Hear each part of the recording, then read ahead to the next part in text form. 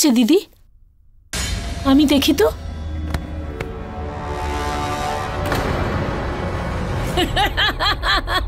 দিদি পুতুল কোথা থেকে এলো? মানে এতক্ষণ ধরে এই মেয়েটা পুতুলটাকে আয়ুষ্মান বলে আমাদেরকে বোকা বানাচ্ছিল। দিদি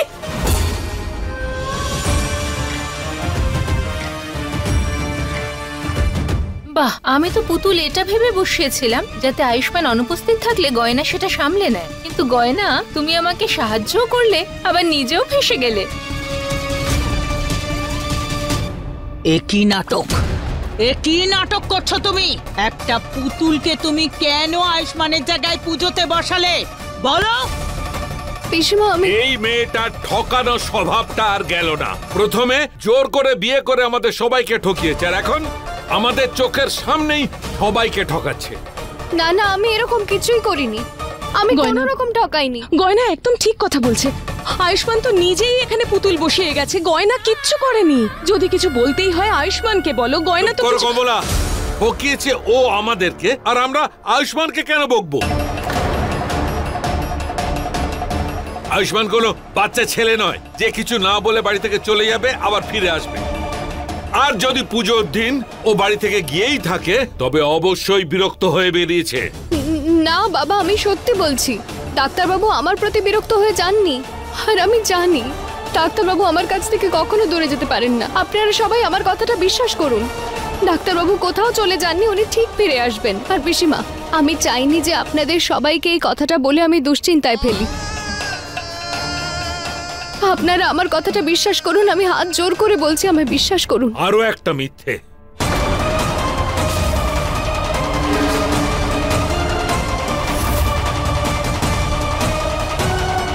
আলিয়া, পুজোর সময় ডাক্তারবাবু এখানে ছিলেন না, আর তুমিও এখানে ছিলে না। কোথায় ছিলে তুমি?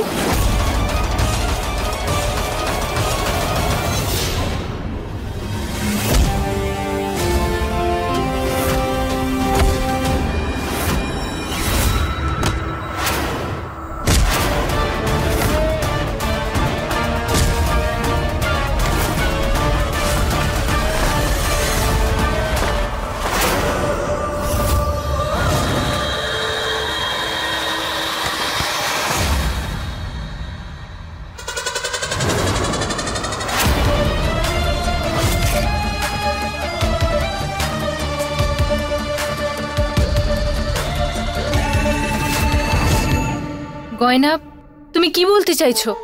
যে আমি আয়ুষ্মানকে সঙ্গে করে নিয়ে গেছিলাম? আলিয়া, আমার মাথাটা না গরম হয়ে যাচ্ছে, তাই আমার প্রশ্নের উত্তর দাও। তুমি কি জানো আয়ুষ্মান কোথায়? আমি জানি না। হ্যাঁ, মনে পড়েছে। সকালে আমি যখন আয়ুষ্মানের ঘরে গেছিলাম তখন গয়না ওখানেই ছিল, আর ওই জামা আয়ুষ্মানকে পরার জন্য দিয়েছিল। ও তো এই জামাটা পরবে না বলেছিল তখন। হে ভগবান, মানে আয়ুষ্মান পোশাক পরেনি, তাই জন্য আয়ুষ্মানের পোশাক পুতুলকে পরিয়ে মন্দিরের সামনে বসিয়ে দিয়েছে। এই মেয়ে, তোমার মাথা ঠিক আছে তো?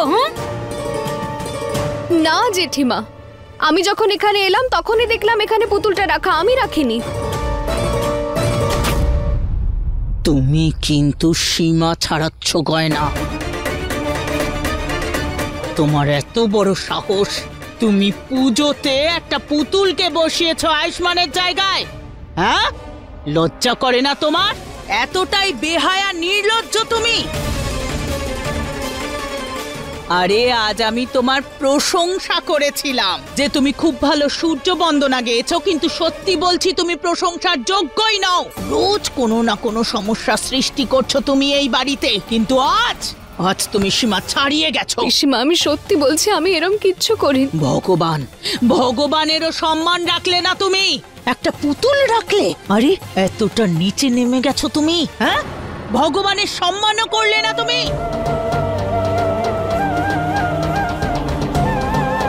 আমি সত্যি বলছি পিসিমা, আমি এই পুতুলটাকে এখানে রাখিনি। আমি সত্যি জানি না। বলবে না, শুনবে। আরো একটা মিথ্যে, আরো একবার ঠকালে। সত্যি বলবো, আমার হাতে যদি থাকতো তাহলে তোমার চুল ধরে বাইরে বের করে দিতাম আমি। বেহায়া নির্লজ্জ একটা। কিন্তু আয়ুষ্মানের জন্য কিচ্ছু করতে পারছি না, কিন্তু একটা কাজ আমি অবশ্যই করব।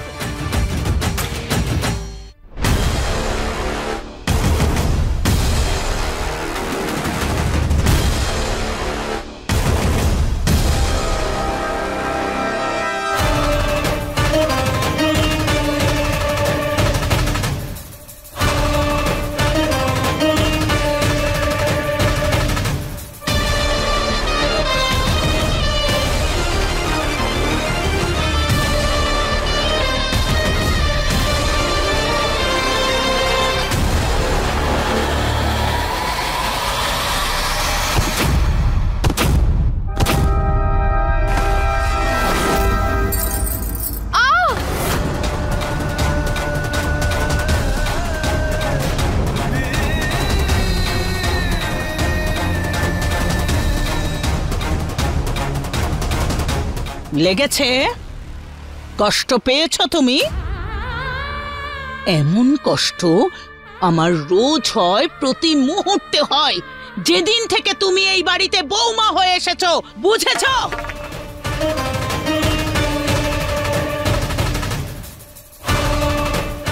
জানকী দেবী সবকিছু সহ্য করতে পারে, কিন্তু আমার এই পরিবারের পরম্পরা, রীতিনীতি আর বিশেষ করে ভগবানের পুজোতে যদি কেউ বিঘ্ন ঘটায়, সেটা আমি সহ্য করব না।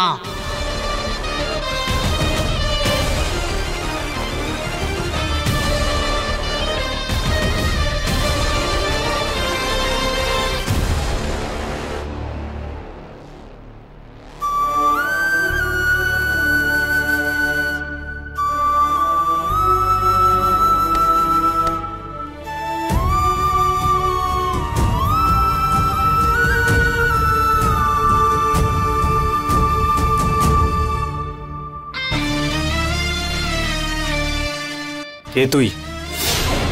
আর তুই আমার মতো সেজে কেন ঘুরছিস? আর তুই চাসটা কি?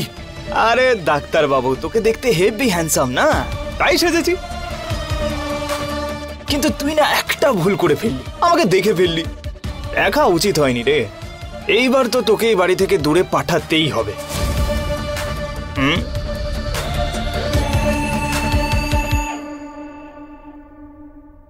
আপনি কোথায় চলে গেছেন ডাক্তারবাবু?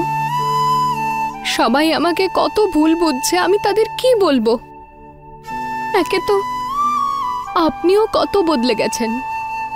আমার এমন মনে হয় যে আপনি আমার সঙ্গে থেকেও সঙ্গে নেই।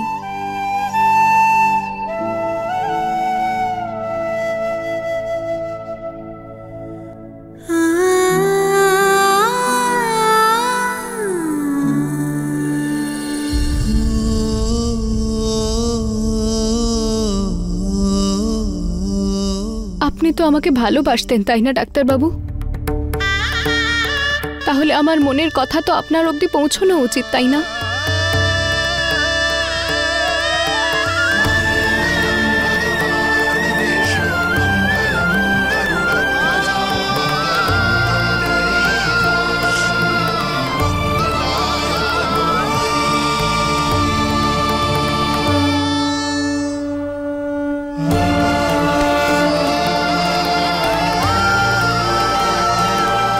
আমি আপনাকে খুব ভালোবাসি ডাক্তারবাবু। আপনাকে নিয়ে আমার খুব চিন্তা হচ্ছে। ফিরে আসুন না ডাক্তারবাবু।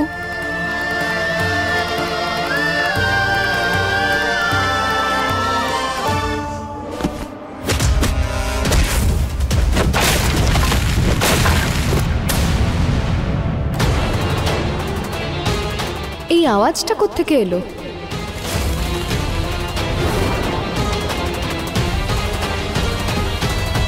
আমার মতো সেজেই বাড়িতে কি করছিস? এখনো সময় আছে, চলে যা, না হলে আমি ছাড়বো না তোকে।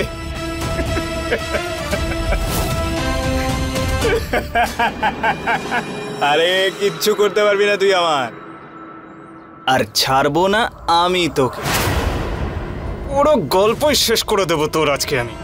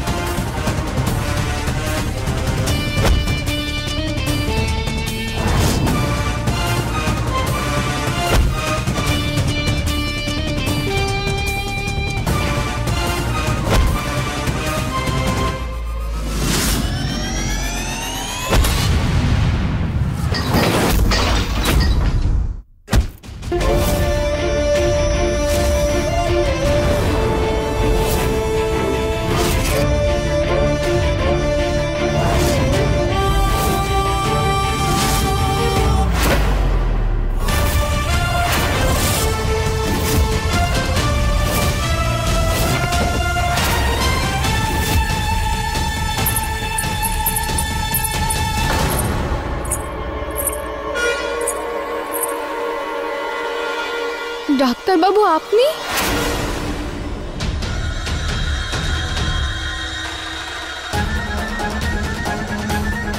আরে আয়ুষ্মান বাবা, কখন থেকে আমরা তোকে খুঁজছি। এটা এটা কি হয়েছে তোর? এসব কি? তুই ঠিক আছিস তো? যেভাবে এখানে জিনিসপত্র ছড়িয়ে ছিটিয়ে রয়েছে দেখে মনে হচ্ছে তো এখানে কোনো বড় ঝামেলা হয়েছে। সত্যি সত্যি বল আয়ুষ্মান, এখানে কি হয়েছে? আরে কি হয়েছে? এসব কি করে হলো? আর তুই পুজোতে আসিসনি কেন? আমি বাইরে কোথাও যাইনি, আমি বাড়িতেই ছিলাম। আসলে বাড়িতে একটা চোর ঢুকে পড়েছিল, তাই ওর পিছু নিতে নিতে এখানে চলে এসেছিলাম বলে পুজোয় বসতে পারিনি। আর দাদা, এখানে যে এত জিনিসপত্র পড়ে আছে ওগুলোকে ওকে খুঁজতে গিয়ে পড়ে গেছে? আরে না না, ওকে তো আমি খুঁজে পেয়েছিলাম, কিন্তু ওকে ধরার চেষ্টা করছিলাম যখন ও পালালো, আর তাতে একটু হাতাহাতি হয় ওর সঙ্গে। হে ভগবান, চোরের সঙ্গে হাতাহাতি হয়েছে মানে? আপনি ঠিক আছেন তো? এ কি, ওর সঙ্গে লড়াই করতে গিয়ে আপনার এত আঘাত লেগেছে? আরে অল্প একটু লেগেছে, আমার তেমন কিছু হয়নি, তুমি চিন্তা করো না, ঠিক হয়ে যাবে। দাদা, ওই চোর পালিয়ে গেল, তুমি ওকে ধরলে না? ধরতে তো চেয়েছিলাম, কিন্তু আমাকে ধাক্কা মেরে পালিয়ে গেল। ডাক্তারবাবু চলুন, আমরা পুলিশ স্টেশন যাই আর সেখানে গিয়ে ওর রিপোর্ট লেখাই। পুলিশ ঠিক ধরে ফেলবে ওকে। আপনি শুধু চেহারাটা বলবেন ওদের। আপনার মনে আছে তো? আরে রিপোর্ট লেখানোর কোনো দরকার নেই। আর রিপোর্টে গিয়ে কি লেখাবো আমরা? হ্যাঁ, ও তো পালিয়ে গেছে, আর তাছাড়াও ও তার কিছু চুরি করতে পারেনি। এমনিতে ও একটা মাস্ক পরেছিল, আমি ওর মুখটা দেখতেই পাইনি। হে ভগবান, এখন তো দেখছি দিনে দুপুরে চুরি হওয়া শুরু হয়েছে। তার মানে আমাদেরকে আরো সাবধানে থাকতে হবে। তুমি ঠিকই বলেছো একদম, তবে ভয় পাওয়ার কোনো কারণ নেই, আমি তো আছি।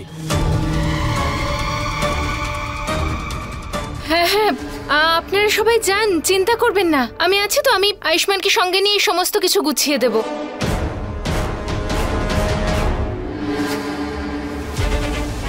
ঠিক আছে, চলো। যদি চোর আসে? এটা কি?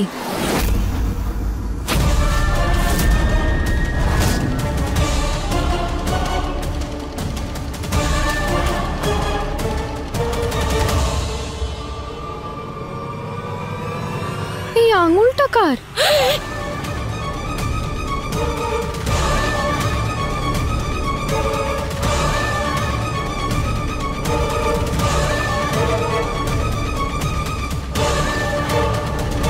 আরে এটাই তো খুঁজছিলাম আমি। না, তখন থেকে এটার জন্য হাত লুকিয়ে বসেছিলাম, আর এখন এটা ওর হাতেই পড়তে হলো। এবার কি করি? আরে এটা কার কাটা আঙ্গুল? আমার সব কটা ঠিক আছে তো? আমার আছে। এই আঙুলটা এখানে এই ঘরে কি করে এলো? ডাক্তারবাবু, এই আঙুলটা আপনার নয় তো? মারপিট করতে গিয়ে ওই চোরের সঙ্গে কিছু? আরে আমার আমার কি করে হবে এটা? কই দেখাও। আরে এই আঙুলটা তো নকল, আসল না। নকল আঙুল? এই নকল আঙুল আমাদের ঘরে কি করে এলো? হতে পারে এটা ওই চোরের হাতের। যখন আয়ুষ্মানের সঙ্গে হাতাহাতি হচ্ছিল ওই সময় খুলে পড়ে গেছিল। এটা কি বলছো? চোরের কাছে কি করে থাকবে নকল আঙুল? কেন হতে পারে না? আর বাড়ির যখন কারণ না, চোরই তো বাইরে থেকে এসেছিল, ওরই হতে পারে। আর তুমি না বেশি গোয়েন্দাগিরি করো না, আলিয়া একদম ঠিক বলেছে। এই আঙুলটা ওর নয় তো? ওই হয়তো চোর হয়ে এসেছে বাড়িতে। ঈশান, এটা আমাকে দে তো, আমি ফেলে দেবো। ঠিক আছে দাদা।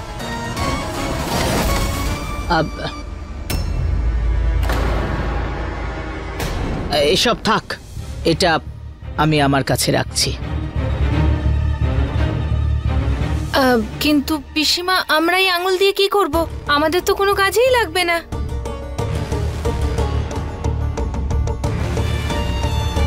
আর তাছাড়া এটা দেখে তো মনটা খারাপ হয়ে যাচ্ছে।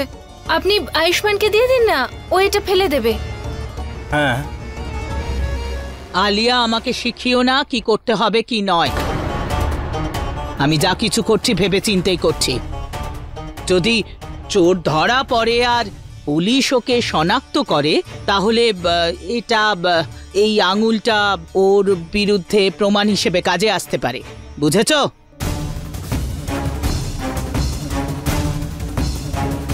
হ্যাঁ হ্যাঁ, আপনারা সবাই যান, আপনারা চিন্তা করবেন না, আমি আছি তো। আমি আয়ুষ্মানকে সঙ্গে করে এই সমস্ত কিছু ঠিক করে দেবো। যান। চলো চলো সবাই এখান থেকে চলো। আরে কমলা, চলো, অনেক কাজ পড়ে আছে। বড় বউ, চলো তো, চলো।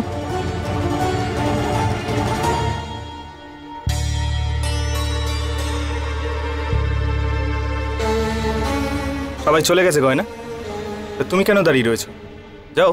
ডাক্তারবাবু, আপনার এত আঘাত লেগেছে, দিন আপনার হাতটা আমি ব্যান্ডেজ করে দিই। আরে আমি বললাম তো একটু আঘাত লেগেছে, কিছু হবে না আমার। আরে এভাবে কি করে কিছু হয়নি? ডাক্তারবাবু, আপনার কি বাজেভাবে আঘাত লেগেছে? ব্যান্ডেজ না হলেও আমি প্রলেপ লাগিয়ে দিচ্ছি, আমি এক্ষুনি বানিয়ে আনছি। হ্যাঁ হ্যাঁ গয়না, তুমি এক কাজ করো, তুমি যাও আর গিয়ে বানিয়ে নিয়ে এসো। আমি ততক্ষণ আয়ুষ্মানের সঙ্গে সমস্ত কিছু ঠিক করে দিচ্ছি। যাও। হ্যাঁ, তুমি যাও, গিয়ে বানিয়ে নিয়ে এসো, যাও।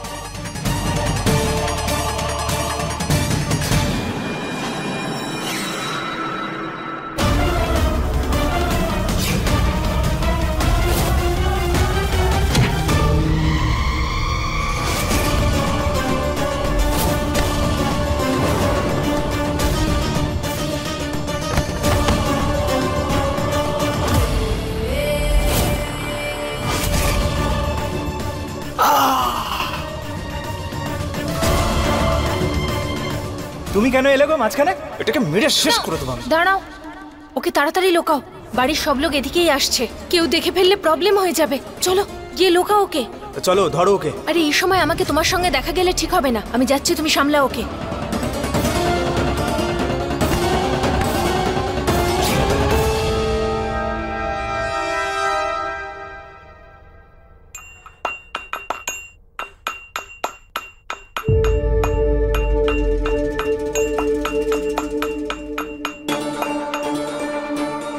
বাড়িতে চোর ঢুকে এলো আর ডাক্তারবাবু কাউকে কিছু বললেন না, তারপর নিজেই ওর পিছনে চলে গেল ওকে ধরতে, আর তারপর ওই পুজোর সময় ওনার জায়গায় পুতুলকে বসিয়ে দিলেন।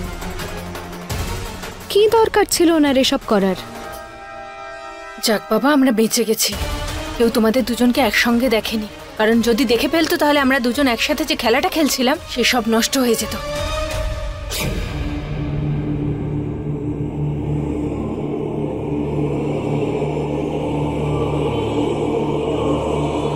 আলিয়া, তুমি বলেছিলে যে এখানে কোনো বাবা আছে যে আমাকে নেকড়ে হওয়া থেকে আটকাতে পারবে, আমাকে ঠিক করতে পারবে, কিন্তু এইখানে তো কাউকেই দেখতে পাচ্ছি না।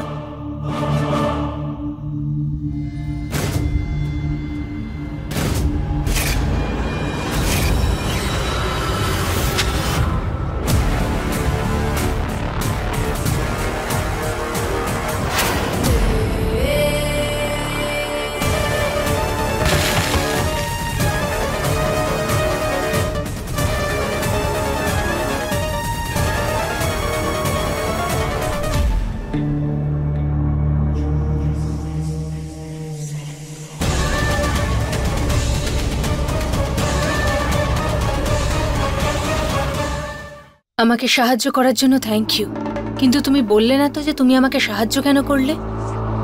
তোমার চাই আয়ুষ্মান, আর আমি চাই ওই পরিবারের থেকে প্রতিশোধ নিতে, আর দুটো একসঙ্গে পাওয়ার একটাই উপায়, আমাকে হতে হবে আয়ুষ্মান।